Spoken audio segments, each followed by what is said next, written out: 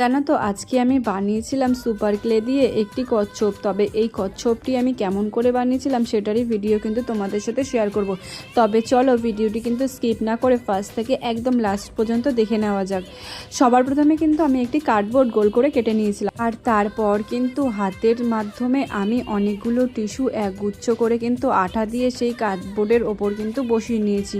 তবে এইভাবে কিন্তু আমি পুরো কচ্ছপের বেসটি কমপ্লিট করে নিয়েছিলাম। তারপর কিন্তু পুরো কচ্ছপটিকে কিন্তু আমি কমপ্লিট করেছি সুপার ক্লে দিয়ে।